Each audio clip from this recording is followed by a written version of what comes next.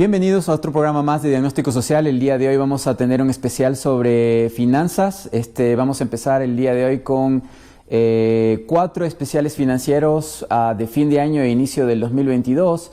Tenemos el grato momento de estar con Carlos de la Torre para conversar un poquito sobre cómo ha quedado el Ecuador del 2021 y a qué Ecuador vamos en el 2022. Por ello estamos en este diálogo que vamos a tener con él, así que muchas gracias por permitirnos estar en su espacio, en su vivienda, estimado economista. Gracias por esta oportunidad. Estos especiales de finanzas que nosotros estamos haciendo en Diagnóstico Social lo queremos realizar con especialistas que saben sobre el tema financiero y que pueden aportar con información y con consejos a la ciudadanía, a los 18 millones de ecuatorianos, para que se puedan preparar para los cambios que pueden darse en el sistema financiero ecuatoriano y mundial. Porque están habiendo cambios, ¿o no, estimado economista? Bienvenido. Bueno, muchas gracias por esta oportunidad. Efectivamente se están dando cambios a nivel mundial. Desgraciadamente no podemos decir que el manejo económico en el Ecuador haya cambiado su direccionamiento, que ya viene impuesto desde mediados del 2018, y la situación con la que se cierra este año no es nada más que desastrosa, y no solo por las consecuencias evidentes de la pandemia del COVID-19 y todo lo que esto ha implicado en economía, sino porque ya se venía llevando un manejo totalmente direccionado hacia ciertos intereses particulares en perjuicio de las grandes mayorías desde tiempo atrás, y con el nuevo gobierno no ha habido un cambio en ese derrotero y se siguen profundizando los elementos críticos de la economía nacional. Vamos sintiendo qué es lo que está pasando en la realidad nacional, viendo tratemos de encontrar los síntomas. Se dice, el gobierno actual dice que no existe o es casi nula la inflación en el Ecuador y que por ello estamos en paz, que todo marcha muy bien, la dolarización está bien. ¿Eso es real? ¿Eso es verdadero o falso? Es como se le interpreta a niveles bajos de inflación o inclusive de deflación que vivió el país, especialmente en el año 2020. ¿Eso qué quiere decir?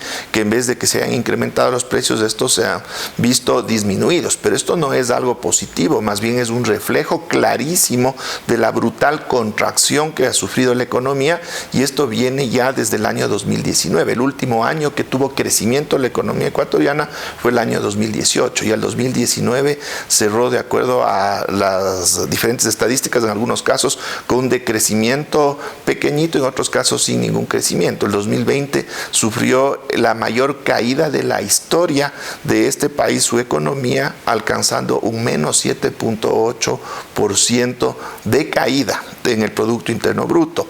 ¿Eso qué es lo que quiere decir? Que la situación con la que nos encontramos ahora, que quizás iba a haber un crecimiento de alrededor de 2.5-3%, es simplemente un efecto rebote después de haber tocado fondo. ¿Por qué? Porque el siguiente paso, independientemente hacia dónde se dé ese siguiente paso, cuando se ha llegado al fondo, siempre será para arriba. Claro, o sea, quiere decir que para poder haber crecido algo, recuperando lo perdido, tendríamos que haber subido o crecido un 9%. O 10% para subir un 2%. Si estamos diciendo que solamente vamos a un 2.5 o 3% de crecimiento del Producto Interno Bruto, que ojo, no es la economía del hogar, no es la tienda del barrio la que está sintiendo aquello. Estamos hablando de venta de petróleo, estamos hablando de minería, que han subido ciertos valores y eso ha permitido tener mayores ingresos al Estado, ¿no? Pero los sueldos no es que han subido, no es que haya más empleo, la gente se está yendo del país. Entonces, ¿qué es el resultado de este 2.5% en el Ecuador del 2021 hacia el 2022? Bueno, básicamente este rebote que estamos sintiendo en estos momentos es producto básicamente de que ya estamos entrando en una etapa post-pandemia.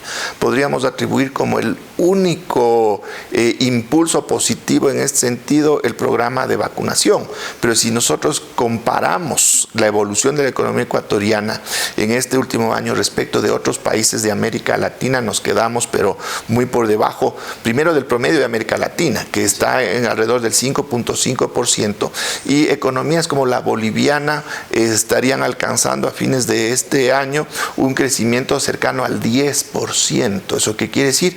Que en otros países sí se aplicaron políticas dirigidas específicamente a reactivar sus economías después del golpe brutal del COVID-19. Pero en el Ecuador mantenemos los esquemas y una lógica perversa desde antes del COVID, año 2018-2019, y que ha continuado en el 2021. Entonces, desde esa perspectiva, no hay una recuperación de la economía producto de una acción directa de la política económica del gobierno. Ahora, se lo está sintiendo, ¿no? La gente que había venido migrando a Ecuador se está yendo despavorida porque le queda sola la mendicidad. Ahora, la banca privada, así como la banca pública, ha venido tratando supuestamente de paliar de alguna manera esta supuesta crisis, esta crisis que estamos viviendo, pero la realidad es que los números por ejemplo, de la banca pública en la Corporación Financiera Nacional específicamente, están en rojo. Tenemos que una gran cantidad de créditos que se dieron al agro están incobrables. Tienes el problema de la palma africana en Esmeraldas, tienes el problema del camarón que también tuvo grave crisis. O sea, los pocos recursos que se podían inyectar a la ciudadanía se inyectaron en cantidades fuertes, préstamos de 5, 10, 15 millones a productores agrícolas, y esos productores agrícolas están teniendo crisis, como la del 99, 98, donde el banano sufrió una grave crisis, el camarón sufrió la mancha blanca y también tuvimos el fenómeno del Niño. ¿Se está repitiendo 20 años después un panorama parecido o estamos viviendo una situación más suave, más tranquila?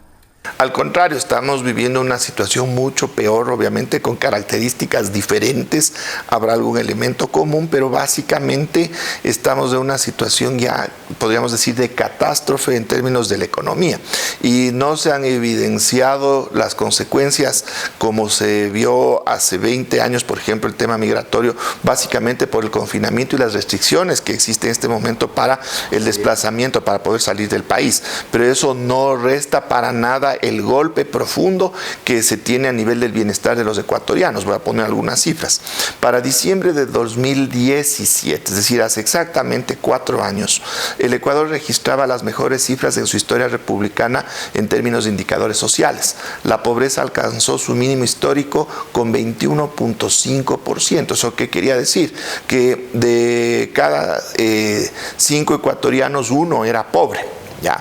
Alcanzamos también el mejor índice de distribución de la riqueza en la historia del país, el famoso índice de Gini, con su valor mínimo justamente para esas fechas. Si es que queremos ver cómo era la percepción en los mercados financieros internacionales, el Ecuador alcanzó un mínimo histórico también de 430 puntos de riesgo país, al menos contados, desde que el precio del petróleo bajó de los niveles de $100 allá por 2013-2014. En cuenta que veníamos arrastrando el terremoto, ¿no es cierto? Exactamente. Asimismo, el Ecuador se decía que estaba sobreendeudado cuando esto no era cierto. El país en el año 2017 estaba más o menos a la mitad en términos de proporción de endeudamiento respecto del PIB en el contexto de la región. Es decir, la mitad de los países de la región estaban más endeudados que el Ecuador en términos relativos, y en ese momento el Ecuador tenía acceso a través de bonos soberanos a financiamiento relativamente barato. Se alcanzó en el mes de enero de 2018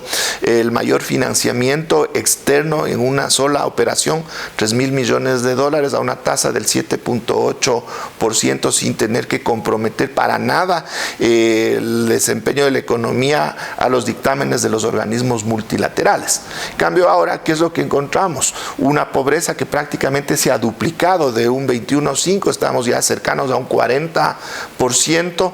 El Producto Interno Bruto, como decíamos, ha caído tanto que el PIB per cápita, es decir, repartido entre la población, que todo el tiempo está creciendo, evidentemente, estamos hablando de un poco más de $3.000 anuales por persona, cuando hace 4 años estábamos en niveles por encima de los $5.000 per cápita. O sea, en Estados Unidos, una persona que gane menos de $30.000 al año es considerada pobre y empieza a recibir ciertas ayudas. Tienes los cupones, tienes ayudas de diferente índole y con arriendos y ese tipo de situaciones.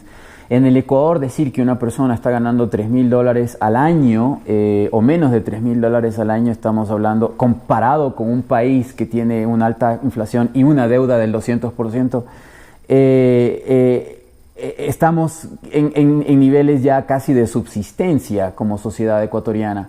¿Por qué la sociedad ecuatoriana siente y cree que hay esperanza? Porque eso es algo que me parece muy interesante y le pregunto a usted, porque ¿cómo vive el ecuatoriano promedio en el Ecuador? O sea, 6, 7 de cada 10 personas en el Ecuador ha de estar sobreviviendo, pero ¿por qué no existe un estallido social todavía? Bueno, hay varios factores para que no se haya producido todavía un estallido social luego de octubre del 2019, que tenemos que entender que ahí también hubo un momento en que esa presión acumulada reventó.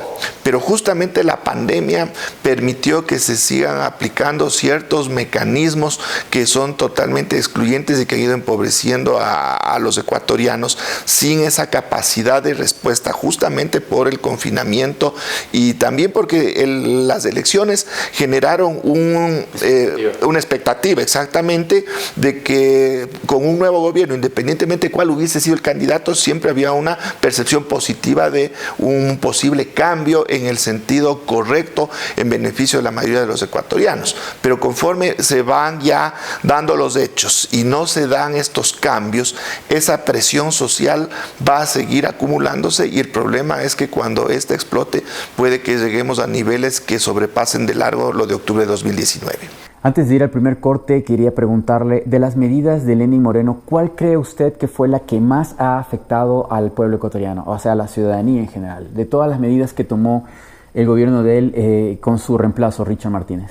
Bueno, básicamente sería la famosa ley humanitaria. ¿Por qué? Porque significó un recorte de la remuneración de los ecuatorianos que mantenían o mantienen un empleo formal. Y eso viene a ser un impacto gravísimo, inclusive desde la perspectiva de las posibilidades de reactivación de la economía ecuatoriana en este mismo momento. Este ha sido el primer bloque de Diagnóstico Social. Estamos hablando con el economista Carlos de la Torre sobre, en este primer especial financiero del 2022-2023, 2021-2022, perdón, ya me adelanté un año. Volvemos después del corte.